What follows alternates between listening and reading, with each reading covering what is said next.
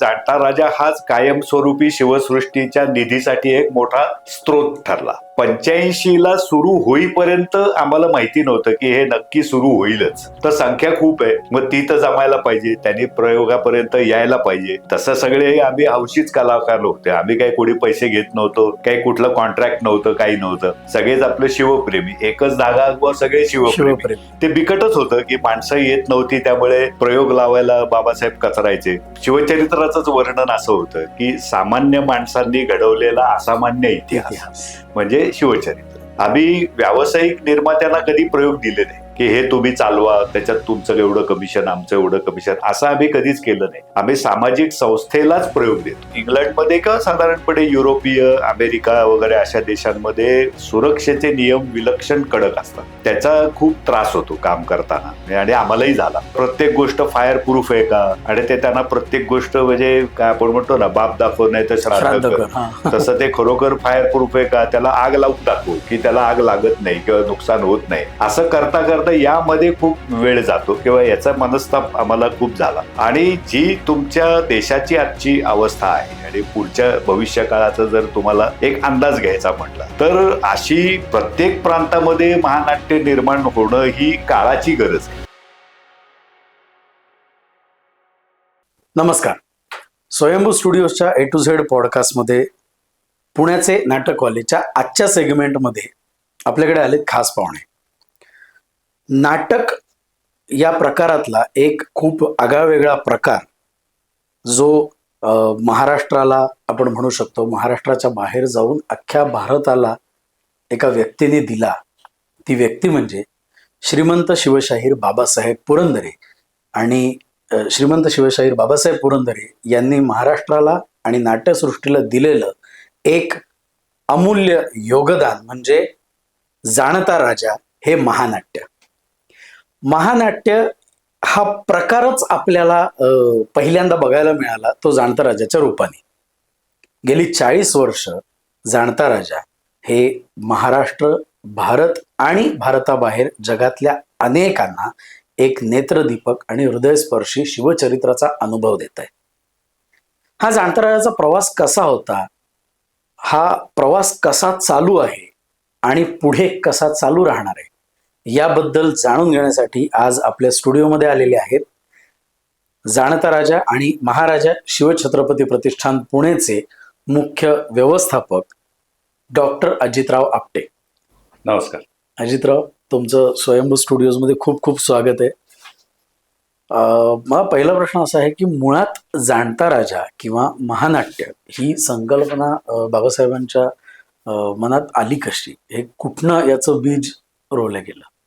शिवचरित्र आणि बाबासाहेबांचा संबंध आज साधारणपणे त्यांच्या हयातीमध्ये सुद्धा 75-80 वर्ष महाराष्ट्राला माहिती होता. आणि तोपर्यंत त्यांनी पहिल्यांदा व्याख्यानं, मग पुस्तक, मग इतर काही आपण स्लाइड शो किंवा किल्ले दाखवणं, अशा अनेक मार्गाने, म्हणजे इतरही छोटे छोटे खूप आहेत. त्यानंतर त्यांनी शिवसृष्टी या नावाचा एक प्रकल्प केला आणि तो त्यांनी मुंबईला केला. तो अर्थात अस्थायी स्वरूपाचा, तात्पुरता असा होता. आणि तो 1974 साली त्यांनी मुंबईच्या शिवाजी पार्कवर केला.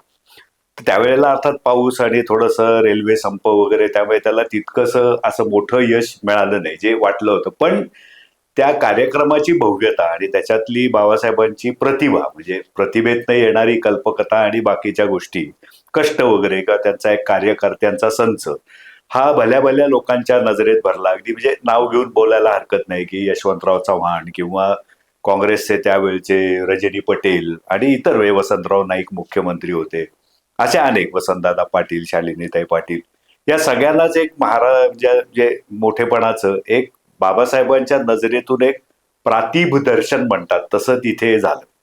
आणि तिथे खरं तर जाणता राजाचा उगम झाला. कारण त्यावेळेला असंच, म्हणजे आपण म्हणतो की ऑडिओ टेप लावून त्याच्यावरती कलाकारांनी काही राज्याभिषेक सादर करणं, हा प्रकार तिथे झाला.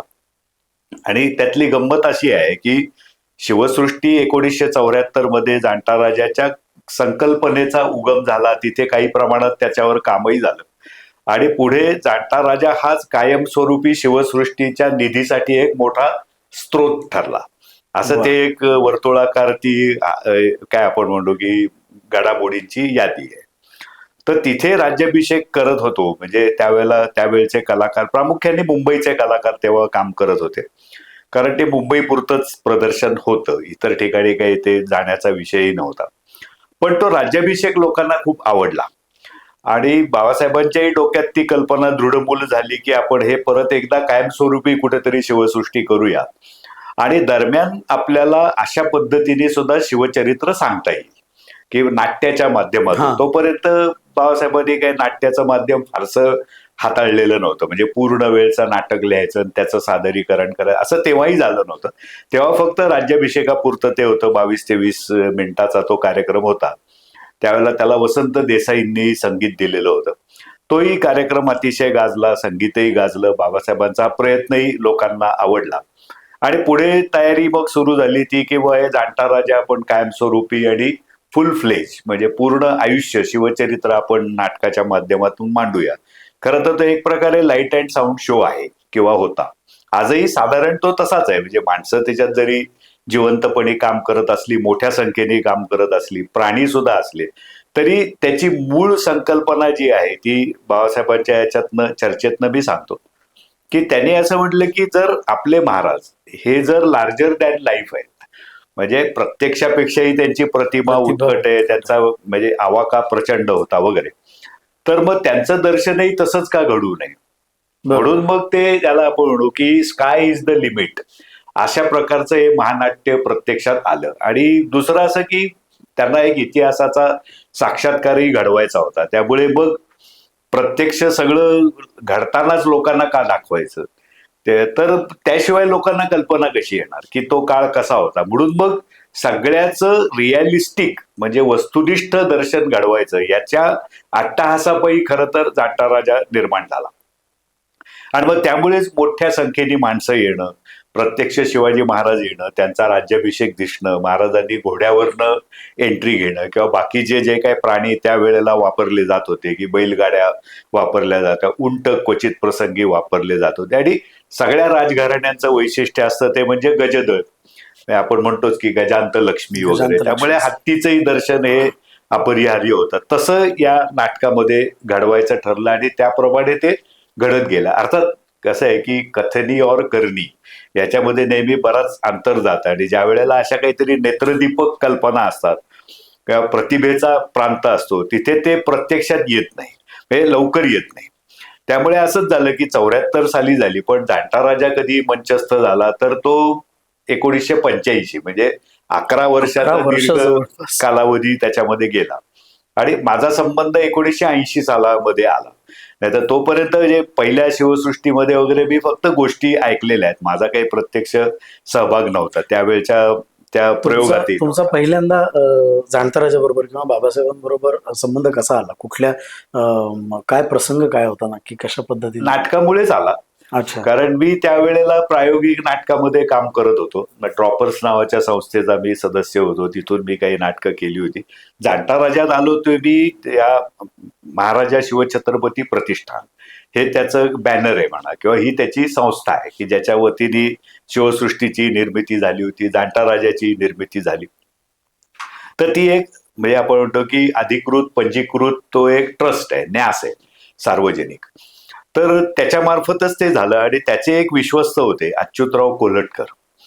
तर ते LICत होते, माझे वडीलही LICत होते. आणि मग माझ्या वडिलांकडून त्यांना समजलं की बाबा मी नाटकात वगैरे काम करतो, तर ते म्हणले की एकदा बाबासाहेबांकडे पाठवा. म्हणून मग मी बाबासाहेबांकडे तेव्हा सायकल मारत पर्वतीचा तो चढ चढून ओव्हरब्रिजचा, त्यावेळेला एकच ओव्हरब्रिज पुण्यामध्ये होता, तर तिथे मी गेलो. अर्थात बाबासाहेबांनी अतिशय चांगलं स्वागत केलं. म्हणजे त्यांची ती एक लोकांना आपलंसं करण्याची एक खास त्यांची पद्धत होती, त्याच्यामध्ये मी सामावला गेलो. आणि मग तिथपासनं सुरू झालं. पण 80 ते 85 हे मी जर सांगायचं म्हटलं तर 85ला सुरू होईपर्यंत आम्हाला माहिती नव्हतं की हे नक्की सुरू होईलच किंवा हे प्रत्यक्षात येईल का असं. कारण बाबासाहेबांच्या संकल्पनाच खूप मोठ्या होत्या, लार्जर दॅन लाईफ होत्या. आता इतकी माणसं, 200 माणसं कशी काय येणार, मग ते हत्तीन घोडे वगैरे हे आम्हाला म्हणजे ऐकूनच दडपल्यासारखं व्हायचं की अरे हे प्रत्यक्षात कधी यायचं. म्हणजे कल्पना सुंदरच होत्या आणि बाबासाहेबांची सांगण्याची हातोटी विलक्षण होती. त्यामुळे त्यात आम्हाला आवडायचंच ते सगळं, त्याच्यात आपण असू ही एक होतं. पण 2-3 वर्ष गेली काही होत नाही असं म्हटल्यानंतर थोडीशी एक आपल्याला मनात आशंका येते आणि मग असंच ते आता जो आपल्याला का होत नव्हतं तर संख्या खूप आहे मग ती तर जमायला पाहिजे त्यांनी प्रयोगापर्यंत यायला पाहिजे कारण तसं सगळे आम्ही हौशीच कलाकार होते आम्ही काही कोणी पैसे घेत नव्हतो काही कुठलं कॉन्ट्रॅक्ट नव्हतं काही नव्हतं सगळेच आपले शिवप्रेमी एकच धागा व सगळे शिवप्रेमी आमचे हिरो बाबासाहेबांचे हिरो शिवाजी महाराज असं ते सगळं नातं होतं आमचं पण मग ते म्हणजे एक मी नेहमी या प्रवासाला असं म्हणतो की जे पुढे नाटकात पण ते वाक्य आहे की बिकट तरी भाग्यशाली ही वाट तर तो अनुभव तिथे आला ते बिकटच होतं की माणसं येत नव्हती त्यामुळे प्रयोग लावायला बाबासाहेब कचरायचे रेकॉर्डिंगही बरेच महिने किंवा वर्ष चाललेलं होतं त्याच्यातही पुष्कळ एडिटिंग अमुक तमुक पुष्कळ प्रक्रिया झाल्या आणि मग शेवटी मी सांगायचं इथे की आमच्या नाटकाचं श्रेय हे खाकी लोकांना आहे म्हणजे पोलिसांना आहे कसं काय की आपल्याकडे पुण्यामध्ये त्यावेळेला एसीपी धोटे म्हणून होते असिस्टंट कमिशनर ऑफ पोलीस तर त्यांना ते लक्षात आलं की असं यांचा जरा घोळ चाललाय की तारीख निश्चित होत नाही त्यावेळेला कलाकार येत नाही कलाकार येतात का नाही म्हटल्यानंतर तारीख निश्चित करता येत नाही हे आपल्याकडे असतं की नोकरी नाही म्हणून अनुभव नाही म्हणून परत नोकरी नाही काहीसं तसं ते चाललेलं होतं तर त्यांनी एक उचल खाल्ली आणि ते आणि त्यांचे पोलीस दलातले सहकारी त्यांनी असं ठरवलं की आम्ही 2 प्रयोग बाबासाहेब म्हटले आम्ही घेतो की 15 आणि 16 एप्रिल 1985 त्यामुळे त्यांनी ते 2 प्रयोग घेतले त्यामुळे अर्थातच म्हणजे पोलिसांना एरवी आपण घाबरतो आणि त्यावेळेला तर त्यांनी एक मोठा कार्यक्रम घेतला आणि तो सुद्धा आपल्याला फायद्याचा उपयुक्त असा घेतला म्हटल्यानंतर मग सगळेच त्यामध्ये कामाला लागले आणि मग नियमित त्याचा सराव आणि नियमित सगळं होऊन एक ते जे असतं की प्रत्येक नाटकाच्या वेळेला त्या असतात की प्रसूतीच्या काळा असतात ती एक प्रकारची प्रसूती असते त्या काळा मग आम्ही सोसल्या पण कुठेतरी बरं वाटत होतं की अरे बा आता हे will see the light of the day त्यामुळे तो आम्ही करत राहिलो आणि मग तो 15-16 एप्रिलला त्याचे प्रयोग झाले रेणुका स्वरूप शाळेमध्ये झाले आणि आता पुढेही प्रयोग झाले कारण त्याचं उत्तम स्वागत झालं त्यावेळी पहिले तर 2 प्रयोग हाऊसफुलच होते आणि नंतरही आज असं दिसतं की 41 वर्षानंतर सुद्धा हाऊसफुलचा बोर्ड अजून जाणता राजांनी सोडलेला अर्थात शिवाजी महाराजांची पुण्याई त्यांचं महाराष्ट्रातलं स्थान बाबासाहेबांचं सुद्धा एक वैयक्तिक त्याच्यामध्ये की लोकांना असतो याच्यामध्ये की अरे बाबासाहेब करतायत म्हणजे बघायला पाहिजे अशी एक लोकांमध्ये भावना होती चांगल्या अर्थाने लोकांना ते कंपल्शन वाटायचं किंवा व्याख्यान जायला पाहिजे पुस्तक वाचायला पाहिजे इतर कुठलं किल्ल्यावर जायला पाहिजे त्यांच्याबरोबर असं एक लोकांना सवयच होती त्या अगोदर 40-50 वर्ष त्यामुळे पुढे ती राहिली जाणता राजामध्येही राहिली आणि मग जाणता राजा झालाही एक अफलातून आणि त्याचं एक वेगळं वैशिष्ट्य आहे की एक तर ते पहिलं महानाट्य आहे आम्हालाही काही पूर्ण कल्पना नव्हती की अरे दिसताना ते कसं दिसेल 120 फुटाचं स्टेज आणि अमुक तमुक मला ते विचारायचं होतं की मुळात हे जे पॅरामीटर्स आहेत महानाट्याचे की 80 फुटाचं स्टेज असेल 40 फूट डेप 30 फूट उंची जे पहिल्यांदा मग ते हत्ती घोडे पण येणार उंट पण असतील हे पॅरामीटर्स बाबासाहेबांनी कुठनं काढले होते म्हणजे काय त्यामागे त्यांचा नक्की अभ्यास काय होता की महानाट्याचे पॅरामीटर्स हे असावीत आपल्याकडे नाटक होतं म्हणजे स्टेजवरचं नाटक घडत होतं पण मग महानाट्याला ही पॅरामीटर्स असावीत किंवा महानाट्यात हे असावं हे पॅरामीटर्स बाबासाहेबांनी कुठनं घालून दिले त्यांचा काय त्यामागे अभ्यास होता किंवा काय विजन होतं ते vision was larger than life hero so larger than life presentation हा एक लॉजिक त्याच्यामधलं आणि दुसरं होतं की महाराष्ट्रामध्ये शिवाजी महाराजांवरची नाटकं याला काही तोटा नव्हता तोपर्यंतही पुष्कळ 100 वर्ष नाटकं होत आली होती अगदी व्ही शांतारामांपासून सुद्धा लोकांनी नाटक केलेलं आहे शिवाजी महाराजांच्या चरित्रावरचं परंतु त्याच्यापेक्षा वेगळं काहीतरी जर केलं नाही तर कदाचित प्रेक्षकांना वेगळं काही वाटणार नाही आणि आपणही कदाचित शिवचरित्राला तेवढा न्याय देऊ शकणार नाही अशा भूमिकेतनं तरी ते लार्जर दॅन लाईफ हे आणलं आणि व्यावसायिक दृष्ट्या सुद्धा ते खूप एका परीने धाडसाचं किंवा धोक्याचंही होतं कारण त्याचा खर्च खूप होता आणि दुसऱ्या बाजूला असं होतं की बा ते लोकांनी स्वीकारलं पाहिजे अशाही प्रकारची भावना कारण शेवटी ते कसं प्रत्येक कलाकृती आपलं एक नशीब घेऊन येते आणि ते कोणालाही माहिती नसतं की साठवाईनी तिच्या कपाळावर काय लिहिलंय हे काही माहिती नसतं त्यामुळे ते कोणालाच माहिती नव्हतं. पण ती बाबासाहेबांनी त्याच्या वेळेला एक जोखीम पत्करलेली होती आणि ती खूप यशस्वी झाली. आणि त्याच्यामध्ये जे काय 200-250 कलाकार त्यावेळेला पहिल्यापासून काम करत होते, त्यांचाही त्याच्यामध्ये वाटा आहे. आता सगळ्यांचा उल्लेख करणं अवघड आहे, कारण 40 वर्षाच्या कालावधीत आज जवळपास 2000 कलाकार तरी पूर्ण जगभर त्याचे आहेत. अगदी शक्य नाही. अमेरिका, इंग्लंड मला मला पण पण आहे. विचारायचंय की आता 41 वर्षाचा प्रवास आहे. बाबासाहेबांनी सुरू केलं त्यावेळेला सगळ्यांसाठी बाबासाहेब हिरो होते. आजही आपल्यासाठी बाबासाहेब आदर्श आहेत. पण बाबासाहेबांना सुद्धा या 41 वर्षाच्या प्रवासामध्ये काही लोकांची खूप पक्की साथ मिळाली असणार आहे की त्या अगदी त्यांच्या पाठीशी खंबीरपणे होते या सगळ्या प्रवासात. काही निवडक नावं अशी कलाकार असतील, तंत्रज्ञ असतील किंवा अजून इतर, तर अशी कोणाची नावं, कोणाचा उल्लेख करू इच्छिता की जी या सगळ्या प्रवासात बाबासाहेबांबरोबर खूप खंबीरपणे उभे होते? हो. कारण एवढं मोठं शिवधनुष्य पेलायचं तर कुठेतरी अप अँड डाऊन्स येणार, आलेच असतील त्यामध्ये. तेव्हा आर्थिक परिस्थिती, एवढ्या मोठ्या महानाट्याचं अर्थकारण त्या काळात 85 मध्ये वगैरे, या सगळ्याच्या प्रकर्षाने सोबत असणारे कोण होते अगदी? हा, ज्याला आपण म्हणतो की आधार किंवा एक प्रोत्साहन, हे तर त्यांना साताऱ्याच्या राजघराण्याचं होतंच, किंवा अनेक छत्रपतींची दोन्ही घराणी पण साताऱ्याचे, म्हणजे मासाहेब महाराज आमच्याकडे विश्वस्त होते, अभयसिंह महाराज आमच्याकडे विश्वस्त होते पूर्वी, त्यांचं तर होतंच. आणि इतरही जे विश्वस्त होते त्यांचाही वाटा या सगळ्यामध्ये आहेच आहे. किंवा त्यांनी संस्थात्मक पातळीवरती त्यांना काही नावमेद होऊ दिलं नाही. आणि दुसरं असं की असंख्य त्यांचे चाहते होते, जे मी आता म्हटलं की सरदार घराणी किंवा पुण्यातली मोठी मंडळी, किंवा आमच्या जाणता राजाच्या बाबतीमध्ये उल्लेख जर करायचा झाला तर आमचे मोहनराव दाते हे मंडप कॉन्ट्रॅक्टर होते. त्यानंतर दुसरे थत्ते होते. इतरही नाईक वगैरे मंडळी ही साऊंड किंवा इतर कोणाकोणासाठी जी होती ती त्यांनीही पहिल्यापासून साथ दिली. विशेषतः मोहनराव दातेंनी तर काही वर्ष बिलच दिलं नव्हतं, की ते म्हणले हे तुमचं सेट झाल्यावर मग तुम्ही मला एकदम पैसे दिलेत तरी चालेल. आणि सगळ्या कलाकारांचाही उल्लेख करणं आवश्यक आहे की सुमारे 12 वर्ष हे जाणता राजामध्ये कोणीही कलाकार मानधन घेत नव्हते, की सगळे हे स्वतःच्या घरचं आहे अशाच पद्धतीने ते काम करत होते. म्हणजे ही फार त्याच्यातली वेगळी गोष्ट आहे की लोकांनी कधी, आम्ही बाबासाहेबांना विचारलंही नाही की पैसे देणार का, किती देणार, आता इतका फायदा होतो किंवा तोटा होतो वगैरे वगैरे. अर्थात अर्थकारणामध्ये आम्ही कधी पडत नव्हतो, कारण शिवचरित्र हाच इतका मोठा विषय आहे की मग त्यापुढे बाकीचं काही फारसं कळत नाही आपल्याला. आणि आम्ही कधी त्याच्यात पडलो नाही. आम्हाला आपलं ते शिवचरित्र, बाबासाहेबांचा सहवास, जाणता राजाची एक नव्याने तयार झालेली एक खुमारी किंवा एक गंमत, आणि त्याच्यातच आम्हाला खूप इंटरेस्ट होता. बाकी काय करतो, पैशाच्या व्यवहाराच्या गोष्टी या कोणी त्याच्यात पडत नव्हतं.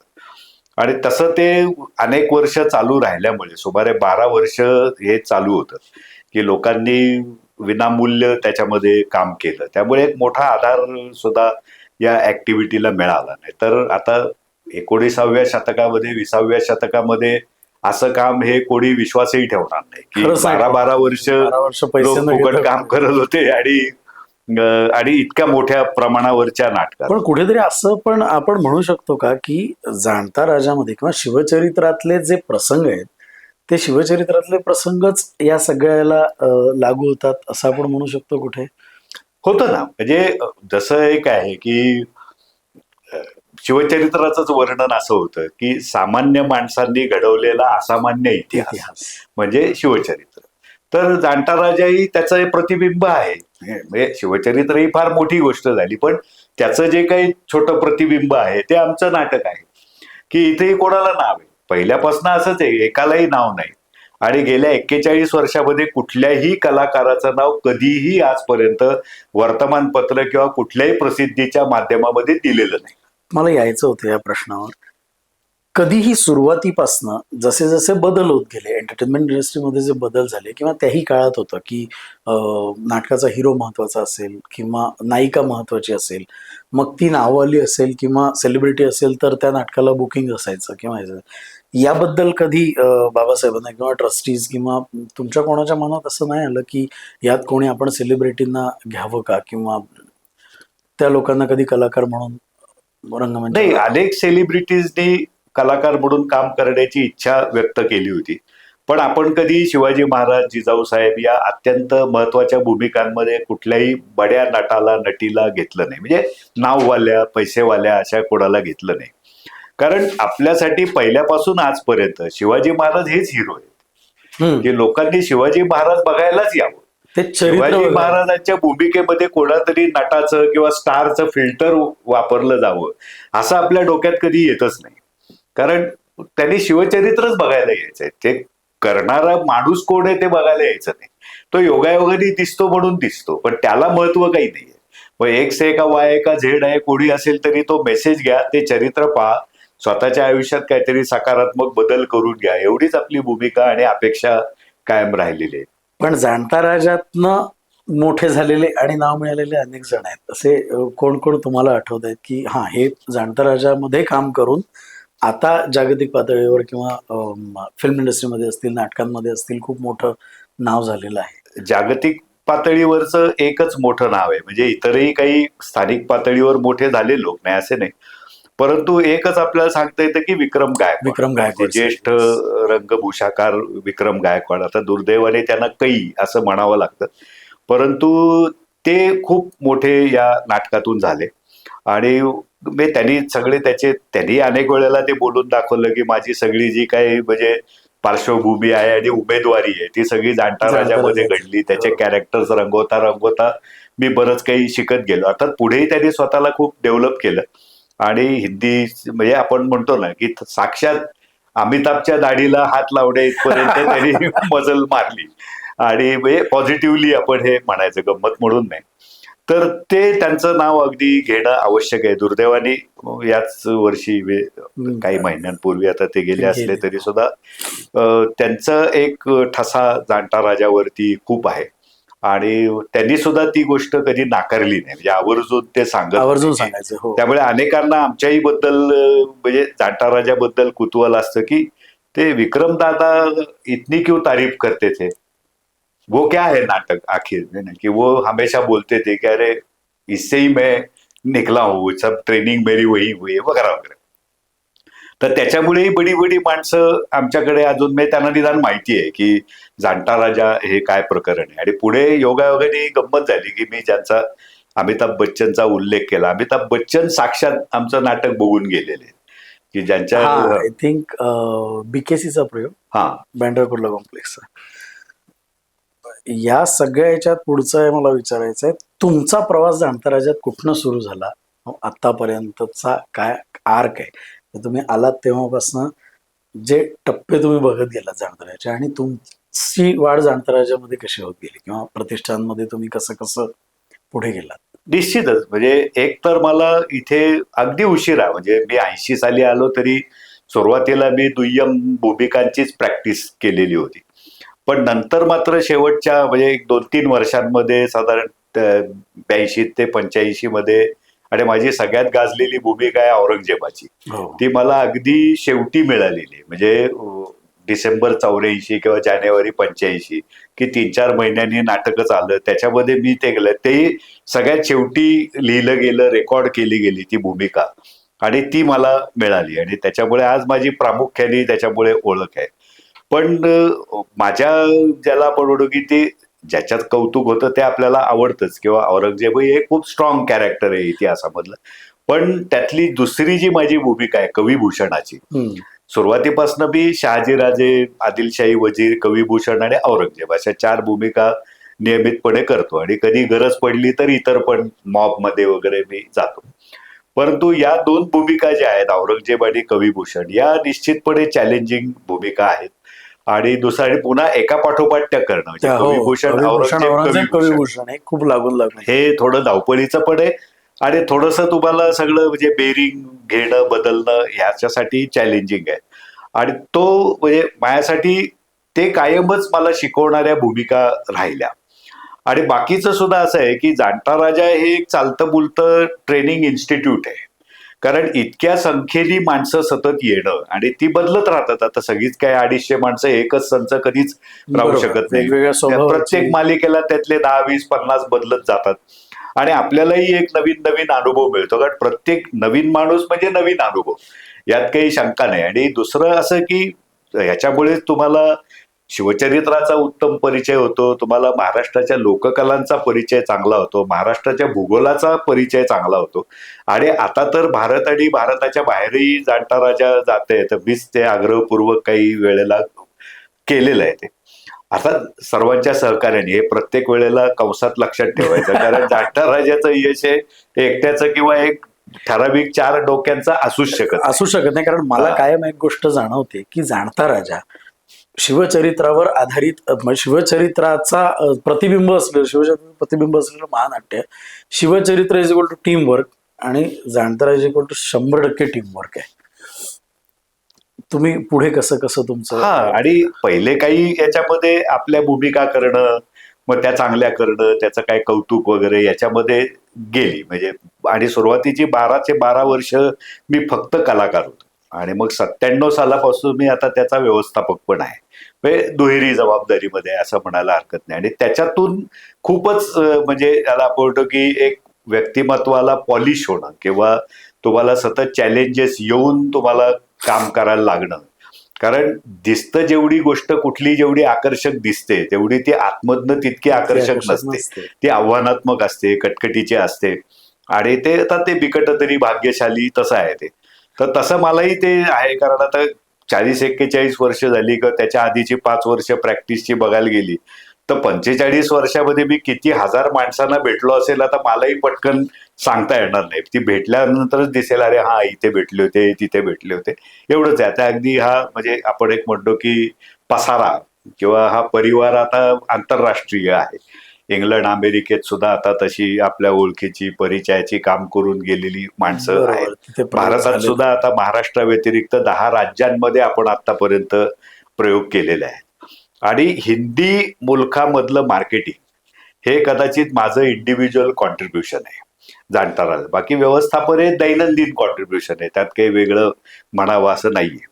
पण हिंदी मुलखामधलं करणं आणि जास्तीत जास्त ते टेक्नोसॅव्ही करणं आणि सातत्याने बदल आणि प्रयोग करत राहणं, म्हणजे दोन्ही जमवावं लागतं जाणता राजात, की सातत्य आणि बदल ते दोन्हीचंही सारखं करावं लागतं. त्यामुळेच तुमच्या आतापर्यंत 5-6 वेळा नैपथ्य बदललेली आहेत, त्यातल्या म्हणजे तांत्रिक गोष्टी बदललेल्या आहेत, किंवा रेकॉर्डिंगमध्ये एकेकाळी क्वाड्राफोनिक साऊंड सिस्टीम, आता काय डिजिटल आलं, आता उद्या अजून काहीतरी येईल.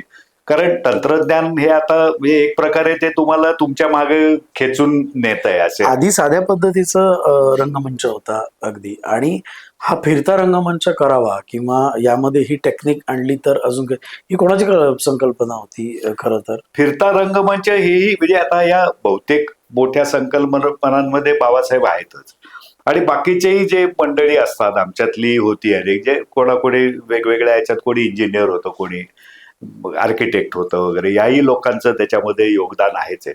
आणि मग त्यांनी ते मिळून तो म्हणजे असा तो केला. कारण लक्षात यायला लागलं की जसा काळ बदलतोय, पहिले काही वर्ष ते स्टॅटिक होतं की त्यात काही फार मोठी हालचाल होत नव्हती.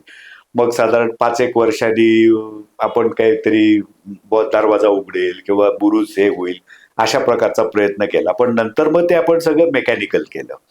आता आपण त्याच्यामध्ये जसं आजकालची म्हणून एक टेक्नॉलॉजी आपण वापरतो की त्याच्यामध्ये कुठे लेझरचा वापर कर, किंवा ज्याला दुसरं एक आपण म्हणतो आजकाल तुम्ही कुठलं ते म्हणतो की आपण मागे स्क्रीन लावून त्याच्यावरती करतो, हा एलईडी स्क्रीनचा वापर, तेही आता आम्ही करतो. तर याही गोष्टी आपण आता वेळ झपाट्याने तंत्रज्ञानही बदलतंय तसा आपण त्याच्याबरोबर राहण्याचा प्रयत्न करतोय आणि ते करतो आपण. पण रिअलिस्टिक जे दर्शन घडायला पाहिजे त्याचं महत्व वेगळं आहे.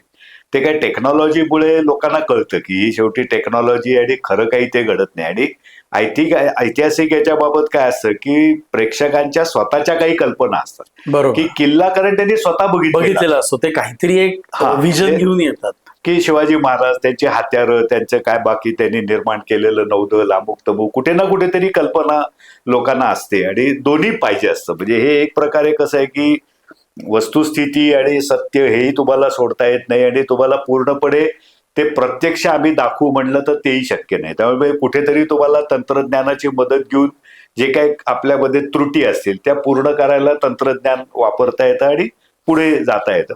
त्यामुळे तसेच आम्ही आता चाललेलो आहोत. आणि बाकीच्या ठिकाणी सुद्धा आता कसं आहे की लॉजिस्टिक्स हा मोठा प्रश्न आहे, हो. की इतके लोक घेऊन जाणं. त्यावेळी सुरुवातीला बदल काय केला, तर प्राणी पुण्याहून नेणं बंद करून टाकलं. मग स्थानिक पातळीलाच प्राणी घ्यायचे, मग स्थानिक पातळीलाच कलाकार पण घ्यावेत. कारण आमच्या ट्रस्टचा म्हणजे महाराजा शिवछत्रपती प्रतिष्ठान याचं उद्दिष्टच असं आहे की शिवचरित्र प्रसार, म्हणजे एकमेव उद्दिष्ट आहे शिवचरित्र प्रसार.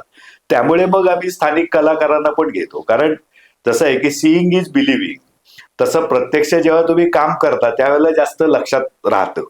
त्यामुळे मग लोकांना आम्ही त्याच्यामध्ये त्या घेतो आणि त्यांच्याकडनं ते काम करून घेतो. त्यावेळी शिवचरित्राचा संस्कार आपोआप त्यांच्यावरती होतो. असे आम्ही चालतोय. नवीन टेक्नॉलॉजी आणताना बाबासाहेबांचं जे व्हिजन होतं आधी, त्याला बाबासाहेबांनी ऍक्सेप्ट केलं नवीन टेक्नॉलॉजीला, हो, केलं. की हा ठीक आहे हे आपण करूयात, म्हणजे ते कधी रिजिड नाही राहिले या नाही, कधीच गोष्टींना, की नाही कधीच माझं विजन असं आहे तर ते तसंच घडलं नाही, पाहिजे, नाही, तसं काही असं कधी ते कायम व्यवहार सापेक्षच वागत राहिले. म्हणजे तो त्यांचा मोठा गुण होता, की त्यांना म्हणजे आपण ज्याला आजच्या ह्याच्यात मार्केटिंग, पब्लिक रिलेशन आणि इमेज बिल्डिंग वगैरे अशा गोष्टी ज्या म्हणतो, त्याचा मतितार्थ त्यांना समजत होता आणि त्यांना येत पण होता. आणि मोठ्या प्रमाणामध्ये ते करतही होते. आणि त्या या कुठल्याच गोष्टीमध्ये त्यांना कधीच अडचण नव्हती, की आपण नवीन तंत्रज्ञान घेऊ नये असं त्यांनी कधीच मत व्यक्त केलं. आत्ताच्या काळात आपण प्रोमो असतील, ट्रेलर असतील किंवा आपले पोस्टर्स असतील, या माध्यमातून आपण लोकांपर्यंत पोहोचू शकतो, की आमचं असं असं एक महानाट्य आहे, एक नाटक आहे किंवा ही फिल्म आहे, हे प्रोडक्ट आहे, हे तुमच्यापर्यंत आम्हाला आणायचं आहे. ज्या काळात हे नव्हतं तेव्हा जाणता राजा फॉर्मला होता किंवा तेव्हा जाणता राजा घडत होतं, तेव्हा तुम्ही आयोजकांपर्यंत कसे पोहोचत होतात आणि त्यांना ते सगळं पटवून देणं, की ज्यावेळेस आपल्याकडे तेवढं मुबलक काही त्याचं डॉक्युमेंटेशनच नाहीये, तर ते कसं तुम्ही करत होतात तेव्हा, की प्रयोग ठरवणं. म्हणजे मला मुळात त्या प्रोसिजरमध्ये खूप इंटरेस्ट आहे ती जाणून घेण्यात, की एक प्रयोग ठरवणे एखाद्या ठिकाणी आणि तो सक्सेसफुली कम्प्लीट होणं, ती कशी प्रोसिजर असायची अख्खी? ती प्रोसेस अशीच आहे, की एक तर त्यावेळेचं जग वेगळं आहे. म्हणजे आता आपल्याला इतकी साधनं आहेत, इतकं तंत्रज्ञान आहे, की आपल्याला असं वाटतं की त्या काळी कसं केलं जात असेल. पण त्यावेळेला वर्तमानपत्रीय प्रसिद्धी, व्यक्तिगत बाबासाहेबांचं नाव हाही एक भाग होता. म्हणजे तेही लोकांना माहिती होते, की बुवा त्यांनी केलेलं एक अजून कलाकृती किंवा अजून एक डायमेन्शन शिवचरित्राचा आहे.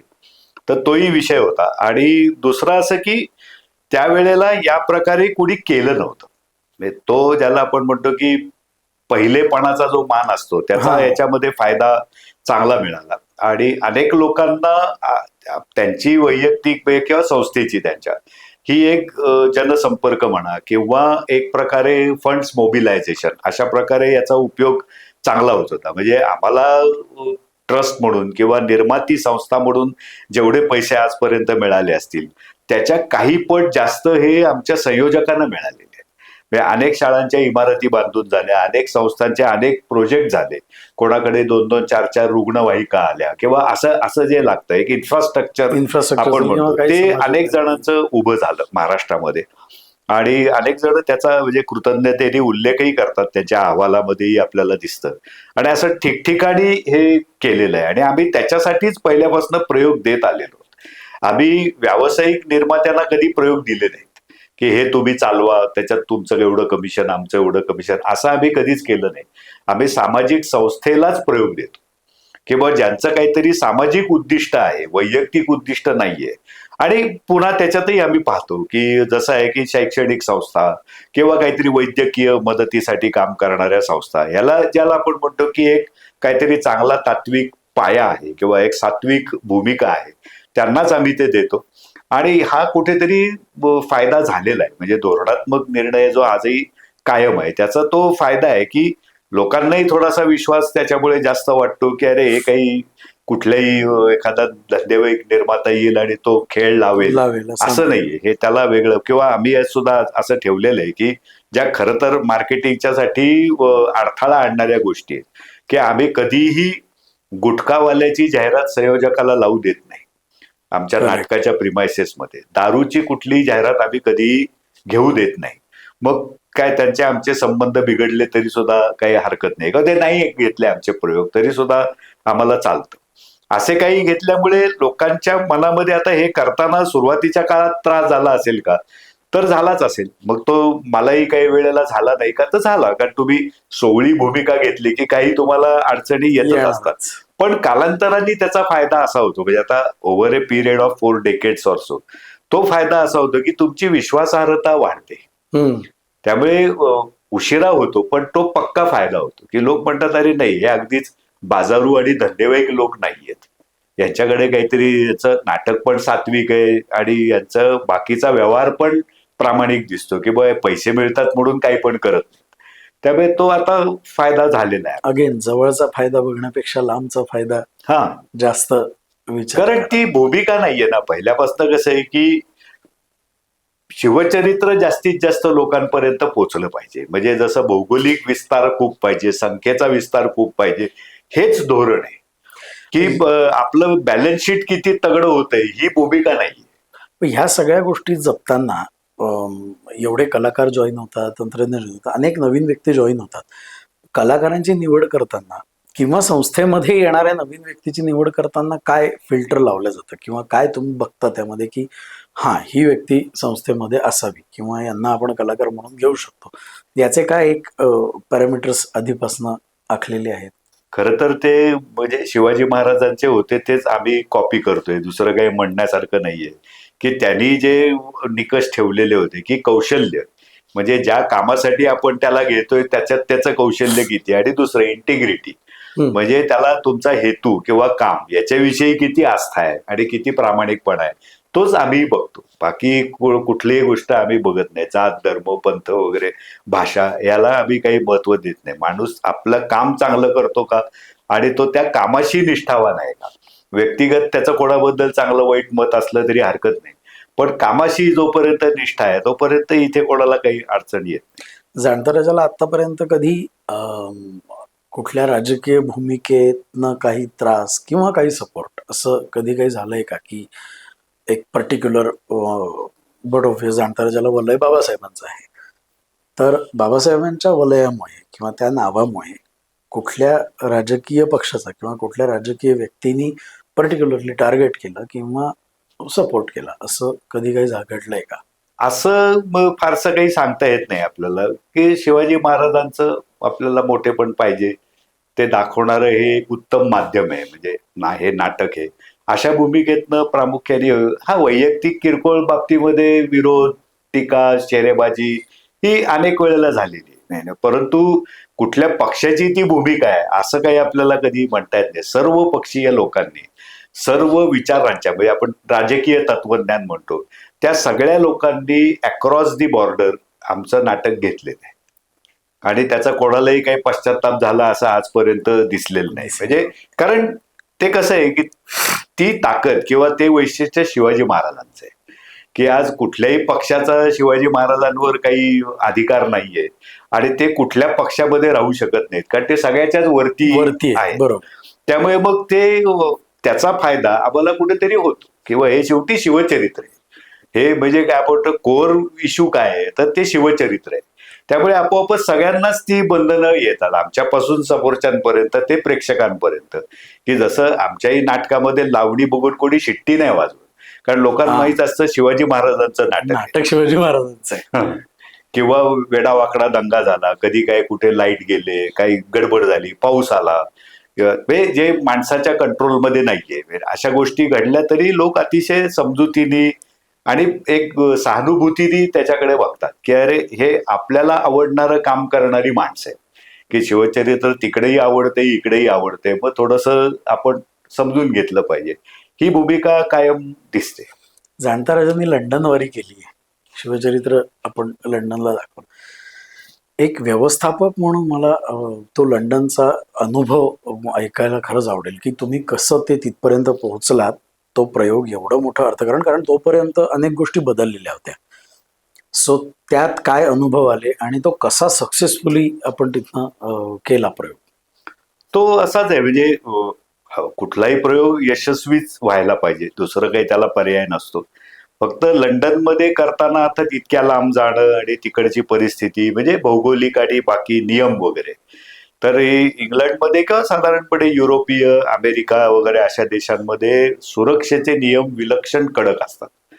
त्याचा खूप त्रास होतो काम करताना आणि आम्हालाही झाला की प्रत्येक गोष्ट फायर प्रूफ आहे का, आणि ते त्यांना प्रत्येक गोष्ट म्हणजे काय आपण म्हणतो ना, बाप दाखव नाही तर श्राद्ध श्राद्ध कर, कर. हा. तसं ते खरोखर फायर प्रूफ आहे का, त्याला आग लावून दाखव की त्याला आग लागत नाही किंवा नुकसान होत नाही. असं करता करता यामध्ये खूप वेळ जातो किंवा याचा मनस्ताप आम्हाला खूप झाला. आम्हाला वेगळा सेट करावा लागला, तो पुन्हा समुद्रातनं पाठवावा लागला आणि त्याच्यात वेळ, ते सगळं काम वेगाची गणितं, किंवा तिथे तुम्हाला काही माणसं मिळत नाहीत किंवा खूप महाग मिळतात, त्यावेळी तो तुम्हाला परवडतच नाही. त्यावेळी मग स्वतः स्टेट उभा करणं, इथपासनं सगळी कामं तिथे करावी लागतात. तर त्या संस्कृतीचाच तो भाग आहे की तिथे कोणालाच नोकर पिकर ठेवणं परवडत नाही. मोठमोठी माणसंही स्वतःच गाडी ड्राईव्ह करतात, स्वतःच घरातली कामं करतात. आपलेही लोक तिकडे गेल्यानंतर तसेच वागतात, तिथलेही वागतात. त्यामुळे आम्हालाही काही गोष्टी तशा करायला लागल्या. पण एक गोष्ट अतिशय म्हणजे समाधानकारक होती की आम्ही त्यावेळेला हिंदीमध्ये केलं. नाहीतर अमेरिकेत प्रयोग केला आधी, तो मराठीमध्ये केला होता, कारण बृहन महाराष्ट्र मंडळाच्या अधिवेशनामध्ये होता. पण हा आम्ही हिंदीमध्ये केला आणि साधारणपणे 5,500 लोक, थोडेफार त्याच्यामध्ये गोरे इंग्रज लोक होते, पण बाकी म्हणजे 99% आपलीच माणसं होती, पण वेगवेगळ्या म्हणजे जाती धर्माची आणि भाषांची प्रामुख्याने होती. पण तिथे जो एक अविस्मरणीय अनुभव आला की प्रयोग संपल्यानंतर त्यांनी सुमारे 2-2.5 मिनिटं उभं राहून जो टाळ्यांचा Standing ovation. कडकडाट केला, त्याला आपण स्टँडिंग ओवेशन असं म्हणतो. त्यामुळे तो अविस्मरणीय अनुभव त्याच्यामधला आहे. आणि हे मधले जे काही आम्हाला सारखी सत्व परीक्षा द्यायला लागत होती ते आहे, आणि अगदी आतापासून इथपर्यंत ते करायचं. पण असं आहे, ते चॅलेंजच होतं, त्यामुळे त्यासाठी मुद्दामून ते आपण केलं. म्हणजे अट्टाहासाने काही गोष्टी केल्यात. अशा दौऱ्यांमध्ये काही पैसे बिसे काही मिळत नसतात, पण महाराजांचं नाव साता समुद्रापलीकडे आपण या माध्यमातून घेऊन गेलेलो, आधीही पोचलेलं आहे ते, पण तो एक वेगळा आणि खास आनंद त्याच्यामध्ये असतो. आजपर्यंत करोडो प्रेक्षकांनी जाणताराजा बघितलं. अं, काही प्रेक्षकांकडनं आलेल्या खास प्रतिक्रिया आहेत का, आठवतात का अशा काही, की जाणताराजा बघितल्यानंतर आमची मतं बदलली आहेत, किंवा जाणताराजा बघितल्यानंतर आमचं विजन अजून बदललं किंवा चेंज झालं? झालंय ना. आता अमेरिकेतलं तुम्हाला सांगतो की ही 97 सालची गोष्ट आहे आणि त्याच्या अगोदरचं एक रशियन लोकांचं उदाहरण सांगतो. अमेरिकेमधले ते तंत्रज्ञाचं उदाहरण आहे की आम्ही ज्या हॉलमध्ये तो प्रयोग केला बॉस्टनला, तिथला तो एक साऊंड इंजिनियर होता. ते मोठं होतं कॉम्प्लेक्स, त्याच्यामध्ये आमचं 10व्या मजल्यावरती थिएटर आणि 10व्या मजल्यावरती प्रयोग होता. म्हणजे आमच्या खालनं मेट्रो स्टेशन होतं त्या बापरे. बिल्डिंगमध्ये. अचाट काम होतं ते. तर तिथला तंत्रज्ञ होता, तो म्हटला की हे जे तुमचं रेकॉर्डिंग आहे ते भले तुम्ही कुठेही केलं असेल, भारतामध्ये केलं असेल, पण ते म्हटला आजच्या आमच्या अमेरिकेमध्ये झालेल्या रेकॉर्डिंगच्या तोडीस तोड रेकॉर्डिंग आहे. ही एका तंत्रज्ञांनी दिलेली आपल्याला पावती आहे. म्हणजे त्याचा आता क्रेडिट आहे ते आपल्याकडचे साऊंड टेक्नॉलॉजिस्ट होते त्यांना आहे. आणि दुसरं आहे की काही वर्षांपूर्वी, म्हणजे त्याच्याही अगोदर 97च्याही आधी आपल्याकडे काही रशियन प्रेक्षक जाणता राजा बघायला आले होते. उघडच आहे, त्यांना किती समजला असेल, त्यातही मराठीतला जाणता राजा वगैरे. पण त्यांनी एक अशी प्रतिक्रिया दिली होती की जाणता राजा बघितल्यानंतर त्यावेळेला भारताला विकसनशील देश म्हणायचे, म्हणजे विकासाच्या वाटेवर हा कदाचित उद्या परवा जाईल, एवढाच आशावाद आपल्याबाबत लोकांना होता. पण तेव्हा ते म्हटले की हे नाटक बघितल्यानंतर हिंदुस्थान किंवा भारत हा काही विकसनशील देश वाटत नाही, हा प्रगत देश वाटतो. म्हणजे हे वा. नाटक इतक्या पुढे जाणारं आहे असं त्यांनी दिलेली पावती आहे. आणि अमेरिकन एक रशियन आहे ज्यांच्याशी आपला काही संबंध नाही, किंवा ज्यांना आपल्याविषयी राग किंवा लोभ वाटण्याचं काही कारण नाही, असं पूर्णपणे त्रयस्थ मंडळींनी दिलेलं ते प्रशस्तीपत्र आहे. भारतामध्ये किंवा महाराष्ट्राच्या बाहेर जेव्हा प्रयोग झाले त्यावेळेला काय प्रेक्षकांच्या प्रतिक्रिया आहेत?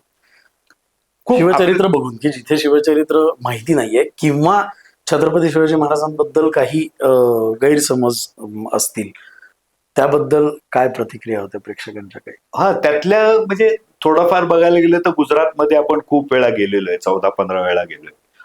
तर त्याच्यामधल्या लोकांचं आता तिकडे जे सुरुवातीला थोडे गैरसमज होते किंवा आमची सुरत तुमच्या लोकांनी लुटली वगैरे, म्हणजे मराठ्यांनी लुटली वगैरे असं.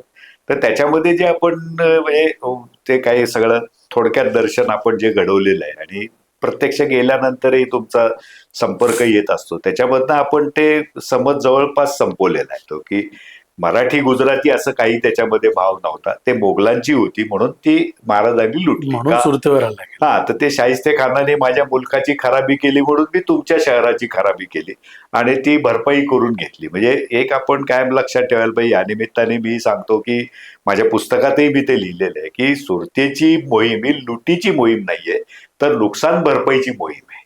म्हणजे हे मराठी लोकांनी यापुढे कायम लक्षात ठेवणं गरजेचं आहे. आता इथून पुढे म्हणजे 41 वर्ष खूप सक्सेसफुली जाणताराचं रन होत आहे. इथून पुढे आता जाणताराचा प्रवास तुम्ही कसा बघता? काय बदल करणार आहात? किंवा आता इथून पुढच्या काळामध्ये जाणताराची वाटचाल कशी असेल? हा, जाणता राजाची म्हणजे शिवचरित्राची गरज इतकी मोठी आहे की ती अनंत काळपर्यंत राहिले उघडच आहे. आता आम्ही आमच्या माध्यमापुरतं बोलायचं झालं तर उघडच आहे की आम्हाला हा म्हणजे प्रकार चालूच ठेवायचा आहे. कारण तो इतका आनंददायी आहे की जाणता राजा हा तुम्हाला म्हणजे ते म्हणतात ना की तुकोबांचा आहे की नित्य नवा दिस जागृतीचा. तसा हा जागृतीचा दिवस देणारा जाणता राजा आहे. त्यामुळे तो तर काही बंद होणं काही आमची सुद्धा गरज आहे. प्रेक्षकांची नाही तर कलाकारांची ते करणं, त्यातनं काहीतरी शिकणं हाही आहे. रोजच्या रोज काहीतरी मिळतं हाही भाग आहे. आणि दुसरं असं आहे की आता जेव्हा पुढे काम करू त्यावेळेला मुळात आता हिंदी आहे, मराठी आहे. त्यामुळे आपला प्रयत्न तर निश्चितच असेल की इंग्लिशमध्ये करावं. दुसरी गोष्ट अशी आहे की याच हिंदीमध्ये जगभरात जिथे हिंदी बोलणारे लोक राहतात, आपलेच आहेत, भारतीयच आहेत. साधारणपणे आत्ताच असं आहे आपल्याला माहिती की 4 ते 5 कोटी भारतीय आजही भारताबाहेर राहतात. म्हणजे नॉन भारताबाहेर. रेसिडेंट इंडियन किंवा काही तर तिकडे स्थायिक झालेले आहेत. पण उघडच आहे की त्यांना ही भाषा, ही संस्कृती याचा काही विसर पडत नाही किंवा याच्याबद्दल काही दुरावा वाटत नाही. त्यामुळे त्यांच्यापर्यंत जाऊन पोहोचणे हे तर उघड ध्येय आहे. कारण जरी आज 1.5-2 कोटी लोकांनी जाणता राजा बघितला असला तरी जग हे 800 कोटीचं आहे आणि हिंदुस्थान पुरता विचार केला तरी 150 कोटीचं 150 आहे. कोटीचं आहे. त्यामुळे तो किती वर्ष लागतील हे कोणी समजू शकतं. दुसरं असं आहे की एक त्यातलं स्वप्न बऱ्याच अंशी पूर्ण झालंय की जाणता राजाचं वेगळं वैशिष्ट्य आहे की नाटकासारख्या क्षणभंगूर कलेमध्ये काम करू नये, आपल्या हिरोचं कायमस्वरूपी स्मारक करावं, असं जाणता राजाचं एकमेव वैशिष्ट्य आहे की जगात असं कुठे झालेलं नाही. की बरं. आम्ही कलाकारांनी की नाटकाचा काय पडदा पडला की संपला, आपल्याला संपला. माहिती आहे म्हणून त्याला मी क्षणभंगूर कला म्हणतो. पण त्यातनं आम्ही शिवसृष्टी हा प्रोजेक्ट उभा करतोय आणि 450 कोटीच्या प्रोजेक्ट पैकी आता 250 कोटीचं काम पूर्ण झालेलं आहे आणि त्याचे 2 टप्पे आता लोकांना बघायला खुले झालेले आहेत वा. आणि ते आता कायमस्वरूपी प्रदर्शन आहे. म्हणजे त्या शिवसृष्टीलाही लवकरात लवकर पूर्ततेला नेणं आणि दुसरं असं की शिवचरित्रही जास्तीत जास्त नेणं. कारण दर एक 10 वर्षांनी पुढची पिढी येते त्यामुळे त्यांनाही त्या गोष्टी सांगणं आवश्यकच आहे. ते काय गेल्या पिढीबरोबर झालं पुरतं असं नाहीच आहे. आता त्यामुळे आपल्यालाही दिसतं की कलाकारांच्याही 4 पिढ्या मी स्वतः जाणता राजात बघितल्या आहेत आणि प्रेक्षकांच्या पण 4 पिढ्या मी बघितलेल्या आहेत. आता पुढच्या पिढ्यांसाठी कार्यरत राहणं एवढं एकच आहे. आणि आता दुसरं त्याच्यातलं आहे की एकाच वेळेला 2-3 ठिकाणी प्रयोग करणं याची आता पूर्वतयारी आपण करतो की अच्छा, आतापर्यंत वेगवेगळ्या एका teams. वेळेला एकच ठिकाणी असं होतं. हां, आता हां. ते 2-3 ठिकाणी सुद्धा आपण करू शकलो पाहिजे असं नियोजन आपण करतोय. आत्ता महाराष्ट्रामध्ये अजून बरीच महानाट्य आहेत. वेगवेगळ्या विषयांना घेऊन ती सुरू झालेली आहेत. तर कॉम्पिटिशन तयार झालेली आहे असं वाटतं की नाही, जाणता राजाच्या जागी स्थिर आहे आणि बाकीच्यांनी त्यांचं त्यांचं करावं? त्याबद्दल काय मत आहे? नाही, कॉम्पिटिशन तर ती राहणारच कारण तो प्रकार एकच होतो. म्हणजे महानाट्य, मेगा ड्रामा हे तर जे होतं तो एका तुम्ही प्रकारात आलात आणि त्याच्यात इतर लोक आले की कुठेतरी ही स्पर्धा ही अपरिहार्य आहे. म्हणजे काही अंशी ज्याला व्यवहाराच्या भाषेत बोललं तर मार्केट शेअर दुसरा कोणीतरी तुमचा घेईलच, याला काय पर्याय नाहीये. पण तेही विषय चांगले आहेत. आता संभाजी महाराजांचा विषय आहे, शिवाजी महाराजांचा इतर आहे, अहिल्याबाईंच्या वरती आहे, तेही नाटक आहे. त्यामुळे ह्या सगळ्या ह्याच्यातून मूळ काय आहे, की तुमचा इतिहास, तुमची संस्कृती इतिहासाचा ही प्रचार होतो. पुन्हा पुन्हा लोकांसमोर येणं हाच उद्देश घडतो आहे. आणि जी तुमच्या देशाची आजची अवस्था आहे आणि पुढच्या भविष्य काळाचा जर तुम्हाला एक अंदाज घ्यायचा म्हटला, तर अशी प्रत्येक प्रांतामध्ये महानाट्य निर्माण होणं ही काळाची गरज आहे किंवा ती देशाच्या भवितव्याची गरज आहे. त्यामुळे आम्ही प्रत्येक याचं स्वागतच करतो. आणि आमचं कोणाशी आतापर्यंत काही भांडण झालेलं नाहीये, होण्याचं काही कारणही नाही. इतरही कुणी आम्हाला येऊन त्रास दिलेला नाही. म्हणजे असं नाही आम्हीच चांगले आहोत. सुदैवाने अशी आहे गेल्या 25-30 वर्षामधली परिस्थिती की इट्स अ हेल्दी कॉम्पिटिशन आणि प्रत्येकाने आपापलं काम चांगलं केलेलं आहे. आणि मी सगळी महानाट्य बाकीची पाहिलेली आहेत. त्यांच्या परीने त्यांनी उत्तम काम केलेलं आहे आणि त्यांचीही चालतात आणि चालायलाच पाहिजे. कारण नाहीतर एक जाणता राजे कुठे पुरणार आहे. बरोबर. आम्ही अख्ख्या महाराष्ट्र इतक्या लोकसंख्येलाही अजून पोचलो नाही. म्हणजे आता जे पोचलोय त्याच्या दसपट गेलो तर महाराष्ट्र पूर्ण होईल. तर मग बाकीच्यांची मदत असल्याशिवाय होणारच नाही. कारण जर शिवचरित्र प्रसार हा विषय असेल तर त्याच्यात शंभूचरित्र येणारच. संभाजी अविभाज्य महाराजांना वेगळं होऊच शकत होऊ नाही. शकत नाही. कारण ते एकाच नाण्याच्या दोन बाजू आहेत. त्यामुळे त्या प्रकट होत आहेत ते निश्चितपणे चांगलं आहे आणि we always wish them the best. हा खरं तर शिवचरित्राचा आणि जाणता राजाच्या संस्कारांचा पगडा आहे इतक्या वर्षांचा अजितरावांवर. मला एक शेवटचा प्रश्न विचारायचा आहे. जाणता राजामुळे, शिवचरित्रामुळे किंवा बाबासाहेबांच्या संगतीमुळे असेल, वैयक्तिक आयुष्यात काय इतक्या वर्षात काय फरक झाला, काय नवीन मिळालं या सगळ्या ह्याच्यात? हा, एक तर कसं आहे की म्हणजे आपण म्हणतो ना की पॉझिटिव्हिटी म्हणजे काय हे तुम्हाला चांगल्या पद्धतीने कळतं. कारण निगेटिव्हिटी पण तुम्हाला खूप बघायला मिळते. म्हणजे ती सोसल्याशिवाय तुम्हाला पॉझिटिव्हिटी करता येत नाही. त्यामुळे चांगल्या वाईटाचं भान तुम्हाला कळतं आणि लक्षात येतं. जसं जसं अगदी सुरुवात केली त्यावेळेला काही माझाही अभ्यास होता असं काही म्हणता येत नाही. पण त्याच्यातूनच असं लक्षात आलं की इतके पैलू या महामानवाला होते की त्याच्यातून म्हणून मग मी माझी पीएचडी केली किंवा शिवाजी महाराजांच्या मॅनेजमेंट स्टाईलवर करू किंवा प्रशासनावर करू. त्याचं कारण तेच होतं की आणि माझ्या लक्षात आलं की आत्तापर्यंत कोणी फारसं त्याच्यावरती लक्ष दिलेलं नव्हतं. म्हणून मी ते दिलं आणि मग त्याला एक मान्यता मिळावी म्हणून पीएचडी केली. मग त्याच्यावर पुस्तकं लिहिली, मग व्याख्यानं देतो. असा हे माझ्याही व्यक्तिमत्वाला पैलू पडायला उपयोग झाला. इतिहासाचा अभ्यास करण्याची इच्छा मलाही झाली आणि मग त्याच्यामध्ये भल्या भल्या लोकांनी, कोणी इतिहासाला पाचवा वेद म्हणलेलं आहे किंवा विन्स्टन चर्चिल किंवा अनेक मोठे लोक आहेत, त्यांनी इतिहासाचं महत्व हे सांगितलेलं आहे. आपल्याही परंपरेमध्ये दिसतं. शिवाजी महाराजांनी इतिहासाचा उत्तम अभ्यास करून स्वतःमध्ये बदल घडवलेले आहेत किंवा काही धोरणं ठरवलेली आहेत. आणि एक मोठा जो भारत देशाचा किंवा अगदी त्याच्यामध्ये बघायला गेलं तर हिंदू तत्वज्ञानाचा किंवा ज्ञान परंपरेचा जो भाग आहे त्यातलं नेमकं, मोजकं आणि वेचक असं शिवाजी महाराजांनी कसं घेतलेलं आहे तेही तुम्हाला दिसतं. याच विचार परंपरेमध्ये तुम्हाला त्यांच्या आधीची इतर अनेक माणसं दिसतात की फार शुक्रनीतीसार, महाभारत आणि इथपासून वेद, रामायण, महाभारत ते पुढे चाणक्य, ते पुढे अजून कोणी कोणी, ते अगदी शिवाजी महाराजांच्या आज्ञापत्रापर्यंत आपल्याला दिसतं की प्रशासकीय विचार, राज्य कसं चालवावं, राज्य कसं मिळवावं, राज्य कसं टिकवावं, म्हणजे जो पॉलिटिकल थॉट आहे तो आपल्याकडे, आपल्याला बाकीच्या लोकांनी सतत सांगण्याचा प्रयत्न केलेला आहे की तुम्ही फक्त अध्यात्मवादी होता, तुम्हाला काही बाकी येत नव्हतं, तुमच्याकडे काही ज्ञान परंपरा नाहीये. तर तुम्हाला असं दिसतं की वेदांमध्ये सुद्धा राष्ट्राचा उल्लेख आहे आणि अभिमान आहे राष्ट्र या संकल्पनेचा. आणि ते सगळं आपली जी परंपरा आहे ती अजिबात दैववादी किंवा निवृत्तीवादी नाहीये. हा, काही लोक तसे असतील यात काही शंका नाही, पण ते सुद्धा त्यांनी एक तुमच्यावरती उपभोगावरती नियंत्रण असावं या दृष्टिकोनातून अनेक गोष्टी बोललेल्या होत्या. त्यामुळे तुम्ही किती सकस ज्ञान परंपरेमधनं पुढे आलेला आहात, म्हणजे तुमचा वारसा किती थोर आहे हे तुम्हाला शिवचरित्राचा अभ्यास केल्यानंतर आपोआप कळायला लागतं. आणि मग महाराजांनी अमुक अमुक एक आग्रह का धरले किंवा त्यांनी तशाच पद्धतीने राज्य का चालवलं किंवा अशा पद्धतीने, ज्याला आपण म्हणतो की सारासार विवेक जो असतो. म्हणजे मी नेहमीच शिवचरित्राचं वर्णन करतो की तुम्ही 10,000 पानही लिहू शकता आणि तुम्ही एका शब्दातही शिवचरित्राचं वर्णन करू शकता. तो काय? विवेक. खतम. क्या बात आहे. साधन साध्य विवेक, सत्सद विवेक, विवेक. ज्याचा विवेक शाबूत आहे त्याला आयुष्यात कधी अपयश येणार नाही. तसं एकदा तुम्ही शिवाजी महाराजांचं बोट धरलं तर तुम्हाला अपयश येण्याचं काही कारण नाही.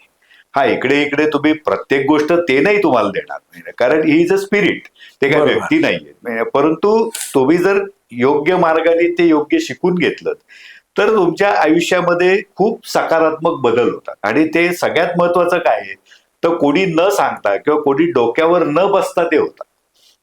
म्हणजे मला आपोआपच लक्षात आलं की अरे या पैलूवरती पीएचडी करायला पाहिजे. हे काही कोणी मला येऊन सांगितलं नाही, धमकी दिली नाही, कोणी आमिष दाखवलं नाही. पण ते तुम्हाला शिवाजी महाराज एक तुमच्या आयुष्याकडे, भोवतालच्या परिस्थितीकडे, म्हणजे समोरचा माणूस आणि भोवतालची परिस्थिती हे जर तुम्हाला योग्य रीतीने ओळखायची असेल किंवा मी कधी ओळखली असेल तर त्याचं श्रेय शिवाजी महाराजांना आहे. की त्यांनी आपल्याला अनेक गोष्टी घालून दिलेल्या आहेत, आपणच बघत नाही, हा आपला करंटेपणा आहे. त्यांनी इतक्या काय काय भारी गोष्टी करून ठेवलेल्या आहेत की आपल्याला सगळ्या माहिती पण नाहीत किंवा त्याचा कार्यकारण भावही आपल्याला आतापर्यंत उमगलेला नाहीये. तो जर कोणी प्रयत्न केला तर प्रत्येकाच्या तो परीस आहे. आता तुम्ही लावून घ्यायचा का नाही तुमचा मुद्दा आहे. त्यामुळे असं काही जे छोट्या छोट्या सत्याचे जे म्हणजे आपल्या दृष्टीने ते मोठे असतात, तर तेवढे साक्षात्कार तुम्हाला घडणं ही तुमच्या आयुष्याची शिवचरित्रामुळे असलेली कमाई आहे. आणि ज्या व्यक्तीमुळे, ज्या ऋषितुल्य व्यक्तीमुळे जाणता राजा घडलंय किंवा आपण हा एवढा मोठा प्रवास बघतोय, बाबासाहेबांबरोबरचे अनुभव कसे होते? काही खास आठवणी, काही खास अनुभव? अगदी पहिल्यापासून तुम्ही आहात म्हणून तुम्हाला. हा, तुम्हाला एक म्हणजे बाबासाहेबांची आता अर्थात आपण काय होतं अशा व्यक्तीकडनं, मी का विचारतो सांगतो, आपण अशा व्यक्तीकडनं तुम्ही त्यांच्याकडनं काय वेचलत हे अगदी सहज विचारतो. पण प्रत्येक वेळी काहीतरी वेचलंच पाहिजे असं नाही, काहीतरी आपल्याला आपसूक आपल्यापर्यंत येतं. आणि काही खास आठवणी पण असतात, काही गमतीशीर आठवणी असतील, काही खरंच शिकण्यासारखे असतील, आपल्याला गमतीशीर वाटतात पण त्या शिकण्यासारख्या असतील. तर बाबासाहेबांकडनं काय बाबासाहेबांबरोबरच्या आठवणी आहेत? हा, मुळात एक मला त्यांचं नेहमीच आवडलं ते की त्यांची उदार मनस्कता. म्हणजे एक इतिहासाचा मधला कोणीतरी गाढा विद्वान वगैरे असं माणूस म्हटलं की जी काय आपल्या मनामध्ये प्रतिमा इमेज तयार होते, तसं काही बाबासाहेबांचं वर्तन स्वतः कधी नव्हतं. म्हणजे आणि बाबासाहेबांकडे एक कला होती की ते वेगवेगळ्या माणसांबरोबर वेगवेगळ्या पद्धतीने वागू शकायचे. म्हणजे आता जसं माझी त्यांची गट्टी कशामध्ये जमायची, तर हॉलिवूडचे पिक्चर हे आज कोणाला हो बघायचे ते. आणि म्हणजे एकदा मी त्यांना सहज म्हटलं, उदाहरण सांगतो की मी बेनहर सिनेमा बघून आलो. तर बाबासाहेबांच्याकडे गेलो आणि मी म्हटलं, बाबासाहेब मी आज बेनहर बघून आलोय. तर ते मला पटकन म्हणाले, त्यातला घोडेवाला कसा आहे?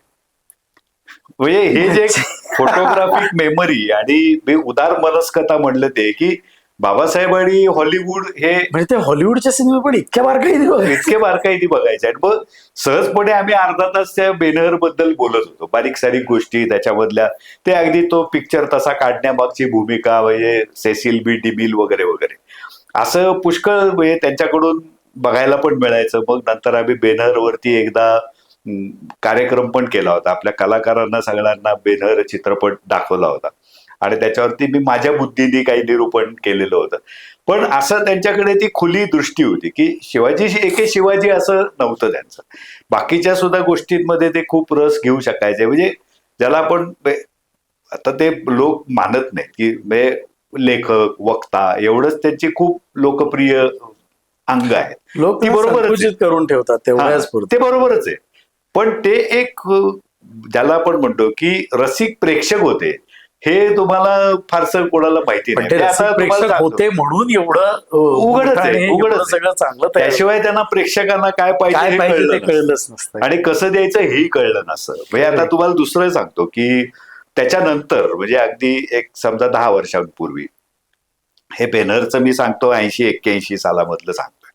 आणि हे पुढे काही वर्षांनंतर तुम्हाला सगळ्यांना आपल्याला माहिती ती गोष्ट की ते कुठलं गाणं आहे बघा, मोगल आझम मधलं ते प्यार किया तो डरना क्या वगैरे ते गाणं. आणि तो पिक्चर संपूर्ण कलर्ड केला आणि मग अमुक तमुक काहीतरी रिलीज केला, तांत्रिक सुधारणा वगैरे केल्या असं ते केलं होतं. तर ते बघायला आमच्या बरोबर बाबासाहेब आले. स्कूटरच्या मागे माझ्या बसून मी त्यांना मंगला थिएटरला त्यावेळेला घेऊन गेलो होतो आणि तो पिक्चर आम्ही बघितला होता. तर असं त्यांना त्याची खूप आवड होती, म्हणजे आणि रसिकतेने ते यायचे. मग माझं काही स्टेटस आहे, मग मी दुसऱ्याच्या स्कूटर मागे बसून कसा काय जाऊ, चारचाकी गाडी नाही, ड्रायव्हर नाही, असं त्यांना काही विषय नसायचे. त्यासाठी अत्यंत ते साधे होते, डाऊन टू अर्थ होते, पण रसिक होते, की त्यासाठी मात्र ते तिकडे आमच्या बरोबर येऊन त्यांनी बघितलं. 30-35 वर्षामध्ये अनेक सिनेमे आम्ही बघितलेले आहेत असे, बापरे. की बघ ज्याच्या तुम्हाला सांगितलं तर विश्वास बसणार नाही. मी आपलं 2च उदाहरणं तुम्हाला सांगितली. ते मिश्किल पण होते ना खूप. बिस्किल तर म्हणजे थट्टा मस्करी हा त्यांचा अतिशय आवडीचा भाग होता, आणि ते कोणाची कधी विकेट काढतील याचा काही आणि असंही ते काढायचे की त्या माणसाला ते उशिराच काढायचे. यांनी आपल्याला रनआउट केलंय त्यालाही उशिराच काढायचा, असं असं अर्थात ते त्यात कधी त्यांनी असा विखार किंवा फार टिंगलटवाळीचा भाव नाही आणला, पण गंमत जम्मत ते करायचे. तेच कारण होतं की बाबासाहेबांचं प्रत्येकाचं प्रेम होतं. हा होतं ना, आणि ते तुम्ही बघा त्यांचं ते एक कुठलाही वेगळं असा वेगळा हेतू मनात घेऊन कोणाशी वागतच नसतील, त्यामुळेच सगळ्यांचे प्रेम नाही. होते. महत्वाचं म्हणजे काय की ज्याला फोकस्ड ऍटिट्यूड म्हणतात ना, हम्म. ते तुम्ही त्यांच्या मी आता त्यांच्याबरोबर साधारणपणे 40-42 वर्ष होतो, तर मी कधी त्यांना त्यांच्या वयाच्या लोकांमध्ये बसलेले किंवा बसून राहिलेत असं पाहिलं नाही. ते कायम तरुणांबरोबर असायचे, वा. कारण आपलं काम पुढे नेणारं कोण आहे, कोण आहेत हे? तर तरुण आहेत, किंवा शिवचरित्र प्रसारात तरुणांमध्ये केला तरच उपयोगी आहे जास्त, हे त्यांना माहिती होतं. त्यामुळे तिथे कायम त्यांची दृष्टी तशी असायची. म्हणजे सगळ्या मोठमोठ्या लोकांच्या कडे भेटणं बोलणं तर त्यांचं अनेकांशी व्हायचं सततच, किंवा त्यांच्याकडे येऊनही लोक त्यांना भेटायचे. पण त्यांना माहिती होतं की मला काय करायचंय आणि मला कुठे जायचंय आणि मला कसं जायचंय, हा फोकस असणारा त्यांना सुदैवाने आयुष्यही खूप मिळालं. आता सुदैवाने हे म्हणणंही काही अंशी असं आहे की त्याचं त्यांनाही काही क्रेडिट आहे, की त्यांचा निर्व्यसनीपणा किंवा साधेपणा किंवा म्हणजे आपण म्हणतो ना की मिताहारी हे एक त्यांचं वैशिष्ट्य होतं. व ते चापून जेवलेत असं मी एकदाही आयुष्यात पाहिलं नाही. बरं. कायम आपण म्हणतात की 2 किंवा 4 घास कमी खाणे हे पथ्य त्यांनी कायम पाळलेलं होतं.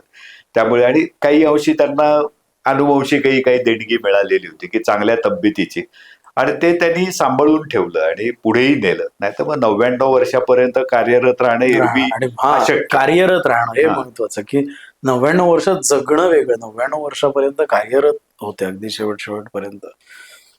बाबासाहेबांबरोबरचे प्रयोगाच्या दरम्यानचे काही अनुभव, काही आठवणी, ते प्रयोगाला असायचेच ना सोबत? असायचेच की, म्हणजे खूप वर्ष आणि ते सातत्याने. कारण या सगळ्या ह्याच्यात हा प्रश्न मी काय विचारतोय सांगतो, की एवढं सक्सेसफुली ते सगळं पोर्ट्रे करणं, तर शिस्तीचा भाग असणार त्यामध्ये, शिस्तप्रिय होतेच.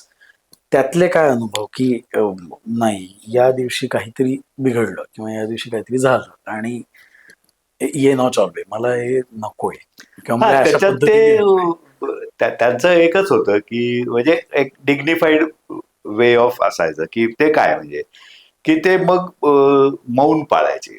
म्हणजे साधारणपणे लक्षात यायचं की त्यांना कशाचा तरी राग आलेला. आता मग ते हळूहळू कळायचं की नेमकं कोण चुकलं, कुठे चुकलं, काय चुकलं, मग ते समजायचं. पण त्यांनी एक मोठी गोष्ट होती की त्यांचं स्थान खूप मोठं असलं वयाच्या किंवा बाकीच्या यांनी, तरी सुद्धा त्यांनी असं कधी ते आदवा ते कोणाला बोलले असं काही कुठे कधीही दिसलं नाही. की ते तेवढ्या समजुतीनेच वागायचे की अरे शेवटी माणसं लहान आहेत, छोटी आहेत, त्यांना जर करायचं असेल तर ते आपल्याला संयम ठेवायला पाहिजे, आपल्याला सांभाळून घेतलं पाहिजे, हा भाव. आणि बहुतेक वेळेला मग त्यांना म्हणजे परस्पर प्रत्यय आणून देणं या मार्गाने ते करायचे. शिस्त तर होतीच, म्हणजे वेळ पाळणं वगैरे ते नेहमीच म्हणायचे, किंवा मग वेळ न पाळणाऱ्या लोकांना भिंतीकडे तोंड करून उभं राहा, अंगठे धरून उभं राहा, अशा काही छोट्या शिक्षाही ते करायचे नाही असं नाही. परंतु त्यांना ते विवेक होता त्याच्यात. प्रेमळ धाक होता सगळ्यांमध्ये बाबासाहेब. होता, खूप प्रेमळ धाक होता की नाही हे होऊ शकतो. तो काही वेळेला अतिप्रेमळही असायचा, पण होता. माझं काही वेळेला त्यांच्याशी मतभेदही व्हायचे नाही असं काही नाही, पण त्यांनी तेही कदाचित माझा छोटेपणा हाही एक छोटा आहे असं म्हणून सहन केला असेल. पण यात कधीच असं नाही झालं ना, म्हणजे बाबासाहेबांचं पण म्हणा किंवा तुम्ही लोक पण नंतर जे आता तुम्ही सगळं सांभाळता यायच्यात की फरक पडतो. सुरुवात जेव्हा झाली त्यावेळेला आपली गरज होती, त्यावेळेला आपल्याला कलाकार हवे होते किंवा त्यावेळेला आपल्याला प्रयोग करण्यासाठी लोक हवे होते. आता नाव झालंय, आता आम्ही म्हणू ते. तर हा फरक कधी झाला नाही ना वागण्यामध्ये नाही नाही नाही, त्यांच्या कधी झालं. बाबासाहेबांकडनं पण किंवा की हा नाही, आता आता माझी गरज होती तेव्हा मी असं वागलो, आता माझ्या वागण्यात फरक होईल, हा आता मी काहीतरी वेगळं कारण ते अपेक्षा त्यांचं व्रत होतं ना, किंवा लोकांना जर तुम्हाला या मार्गाला लावायचा असेल, म्हणजे आता त्यातलं काय आहे तात्पर्य, की ते कुठल्या विषयात होते शेवटी, तर शिवचरित्र म्हणजे इतिहास, बरं. आणि इतिहास हा उपेक्षित विषय आहे आपल्याकडे. म्हणजे आता किती फॉर डेज अननोन तो तसाच विषय राहिलेला आहे. त्यामुळे त्यांना त्याची कायमच जाणीव होती की लोकांना शेवटी तुम्हाला इतिहासामध्ये रमवायचंय, त्याच्यातून 4 गोष्टी शिकवायच्या आहेत, त्याच्यातून त्यांचा काही फायदा प्रत्यक्ष अप्रत्यक्ष करून द्यायचा आहे किंवा त्यांनी तो करून घेतला पाहिजे. तर त्याच्यासाठी आपल्याला कायम म्हणजे जे एक आपल्याकडे सूत्र असतं की डोक्यावर बर्फ आणि जिभेवर साखर, ते त्यांनी कायम पथ्य पाळलेलं होतं. आणि तो विषयच असा आहे की तुम्हाला निरंतर पथ्य ते पाळल्याशिवाय तुम्हाला फारसं त्यामध्ये मोठं होताच येणार नाही.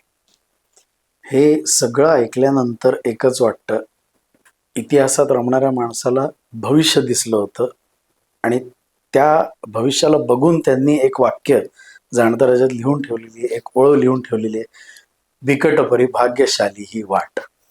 आज आपल्याबरोबर डॉक्टर अजितराव आपटे यांनी हा 41 वर्षांचा प्रवास, या प्रवासात काय घटना घडल्या या सगळ्या खूप दिलखुलासपणे शेअर केल्या. त्याबद्दल अजितराव तुमचे खूप खूप आभार.